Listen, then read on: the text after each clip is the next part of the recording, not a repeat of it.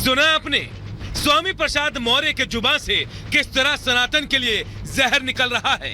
ये पहला मौका नहीं है। स्वामी प्रसाद मौर्य ने अतीत में लगातार हिंदू धर्म और रामचरितमानस पर सवाल उठाए हैं और कई मामलों में अखिलेश ने भी उनका समर्थन किया। देश में राम मंदिर बनकर तैयार हो चुका है। 22 जनवरी को पीएम मोदी के हाथों प्राण प्रतिष्ठा की तैयारी है और अब फिर मौका देखकर स्वामी प्रसाद मौर्य अपने जहरीले बयानों को सामने रखकर सुर्खियां बटोर रहे हैं। अखिलेश तो चुप है, लेकिन बीजेपी और संतों ने स्वामी प्रसाद मौर्य को करारा जवाब दिया है। को अब वहाँ आगरा के पास एक बहुत सुंदर पागल खाना बना है, इनको जाना चाहिए। वहाँ बड़का वाला इंजेक्शन बा, इन लोगन के सब ठीक से एकदम रही और बड़ा आनंद आई।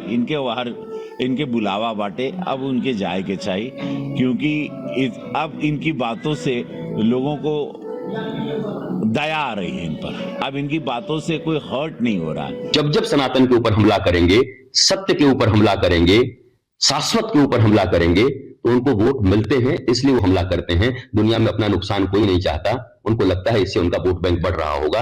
तो हमें अंदर अंदर काम करना होगा, लोगों को शाश्वत सनातन के विषय में जानकारी देनी होगी।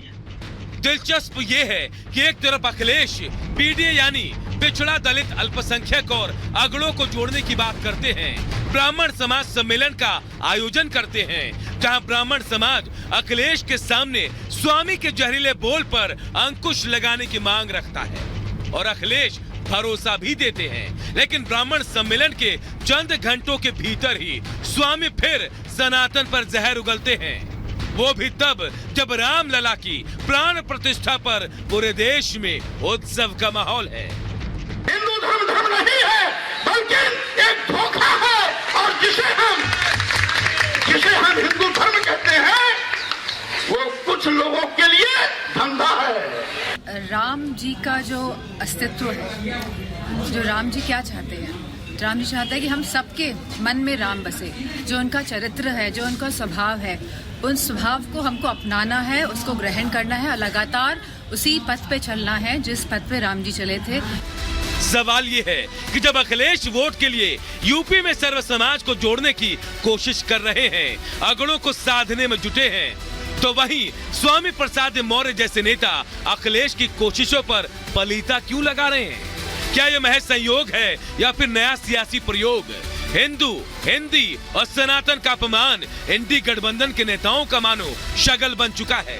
देश की जनता उनके चाल चरित्र को करीब से देख रही है। सत्ता में वापसी की भले वो लाख कोशिश कर ले, सनातन का अपमान कर देश को जातियों में बांटकर वो कभी जनता का दिल नहीं जीत पाएंगे।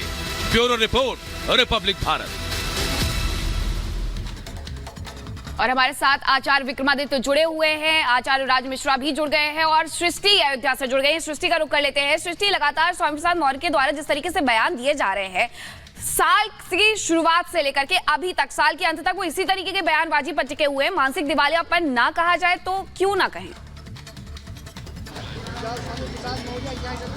बिल्कुल मीनाक्षी, जैसा आपने कहा सरयू तट पर इस वक्त मैं मौजूद हूं और जैसा आपने कहा कि साल की शुरुआत से साल के अंत तक स्वामी प्रसाद मौर्य के जो बोल हैं वो बिगड़ते हुए ही नजर आए हैं। कुछ संत महात्मा यहाँ पर हैं, पूजा अर्चना कर रहे थे, हमने उनसे निवेदन किया कि आप हमसे बातचीत करें। सर महाराज जी बताइएगा, जिस तरीके से स्वामी प्रसाद मौर्य एक बार फिर से विवादित बयान दे चुके हैं, कह रहे हैं हिंदू धर्म एक धोखा है।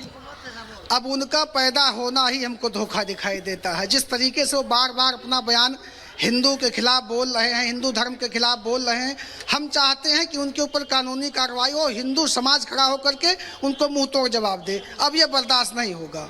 ये हिंदू धर्म के खिलाफ इतना बोल रहे हैं, इनके पास हम लोग संगठन बना करके और इनके ऊपर धर्म विरोधी जो क्रिया होती है, हमारे जो धर्मनिष्ठ कार्यकर्ता लोग हैं, सब इनके खिलाफ FIR करेंगे।